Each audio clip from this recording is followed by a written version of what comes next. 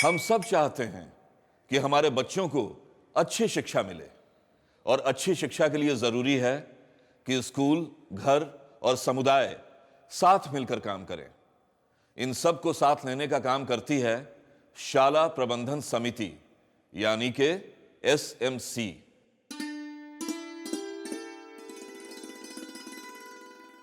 शाला प्रबंधन समिति को एक स्कूल वर्ष में कम से कम 10 बार बैठकें करनी होती हैं। इसका मतलब है कि महीने में कम से कम एक बार जरूर। ये बैठकें एसएमसी के लिए महत्वपूर्ण हैं। हर एसएमसी सदस्य के लिए आवश्यक है कि वो बैठक में सक्रिय रूप से भाग ले और अन्य सदस्यों को भी भाग लेने के लिए प्रोत्साहित करें। एक अच्छी बैठक के क्या लाभ हैं? बैठक में लोग किसी समस्या पर बातचीत करने अथवा उसका हल निकालने के लिए आते हैं। बैठक हमें एक अवसर देती है कि हम समस्या को हर एक के दृष्टिकोण से देखें। बैठक किसी कार्य को करने के लिए सभी के बीच तालमेल को बढ़ावा देती है और उन लोगों के बीच बातचीत या संवाद को बढ़ाती है। एसएमसी बैठक पूर्व में लिए गए निर्णयों पर की गई कार्रवाई की समीक्षा करती है और कार्यसूची में लिखे कार्यों पर चर्चा का मौका देती है, जिससे अच्छी शिक्षा के उद्देश्य को पूरा किया जा सके। इसीलिए हमें चाहिए कि हम एसएमसी बैठक में लोगों की उपस्थिति और भागीदारी को बढ़ावा दें। बैठकों में उपस्थिति को कैसे सुनिश्चित करें? हर एसएमसी सदस्य से उनके लिए सबसे सुविधाजनक दिन और समय के बारे में पूछकर ही बैठक की तारीख और समय तय किया जाना चाहिए।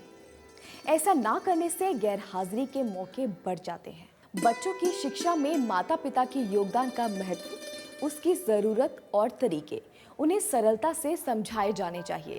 हर एक की बात सुनी जानी चाहिए। ये सुनिश्चित करें कि हर व्यक्ति अपने आप को बैठक का हिस्सा समझे और उसे बैठक में बोलने का मौका मिले। संबंधों का बहुत महत्व होता है। ये जरूरी है कि एसएमसी अध्यक्ष, एसएमसी सचिव और स्कूल के अन्य कर्मचारी साल भर सभी माता पिता और एसएमसी सदस्यों से मिलते जुलते रहे और अच्छे संबंध बनाए। वो बैठक असफल कहलाती है जिसमें लोगों की भागीदारी नहीं होती। असफल बैठकों से सदस्यों का मनोबल गिरता है। शुरुआत में जो लोग इच्छुक होते हैं उनकी भी धीरे धीरे एसएमसी से रुचि खत्म हो जाती है। चलिए अब देखते हैं प्रभावशाली और सफल बैठक का आयोजन कैसे करें। एक बैठक को 3 भागों में बांटकर हम सीख सकते हैं उन्हें सफल कैसे बनाएं। भाग 1 बैठक से पहले, भाग 2 बैठक के दौरान और भाग 3 बैठक के बाद। हर भाग कुछ चरणों या बिंदु में बटा हुआ है। भाग 1 बैठक से पहले। पहला, कार्यसूची या एजेंडा बनाना। कार्यसूची उन सभी विषयों की सूची होती है जिन पर बैठक के दौरान विचार विमर्श करना होता है। इसमें हर विषय पर चर्चा के लिए निश्चित विधि रखी जाती है। दूसरा, समय तय करना। बैठक के लिए तारीख और समय इस तरह से तय किया जाना चाहिए कि हर एक की उपस्थिति को सुनिश्चित किया जा सके। सभी सदस्यों को एक दिन पहले और हो सके तो 1 घंटे पहले भी सूचित किया जाए। सबको बैठक में हिस्सा लेने के लिए याद दिलाएं। तीसरा, कार्यसूची का प्रसार। बैठक के पहले बैठक की कार्यसूची हर एक को मालूम होनी चाहिए।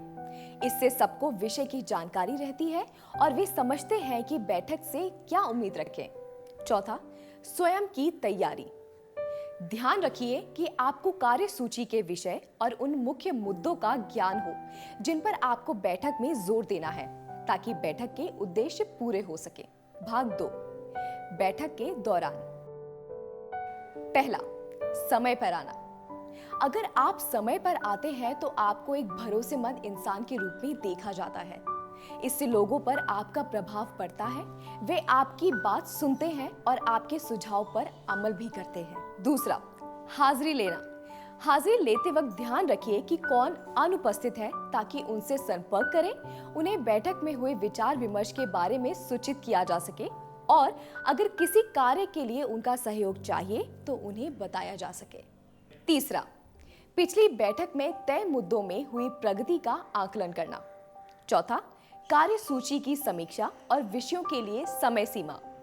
कार्यसूची या विषयों को पढ़कर सुनाइए और हर विषय पर विचार विमर्श के लिए समय सीमा निर्धारित करें। इससे सदस्यों को समय का आभास रहता है और अनावश्यक वाद विवाद भी कम होते हैं।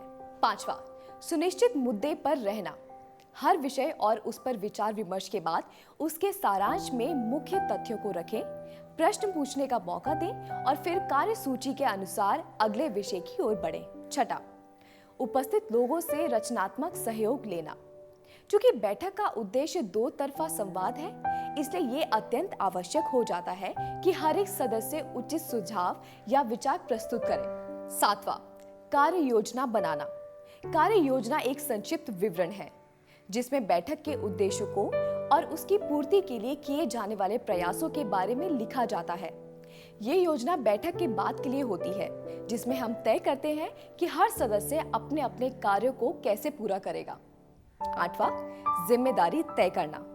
सुनिश्चित करें कि हर काम के लिए एक जिम्मेदार सदस्य अवश्य हो। जिम्मेदार सदस्य कार्य की पूर्ति के लिए दूसरे सदस्यों की सहायता भी ले सकता है। 9वां, अगली बैठक की तारीख और समय। सदस्यों की उपस्थिति में ही अगली बैठक का समय और तारीख तय करने से लोग तुरंत उस पर प्रतिक्रिया दे सकते हैं।